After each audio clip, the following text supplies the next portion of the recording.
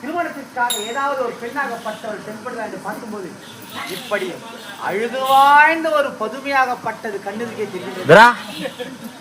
செல்லம் அம்மே,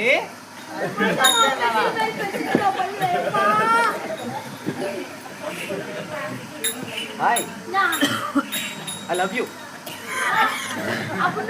முத்தா அப்படின்னா தெரியாதா? சிலாய்டும்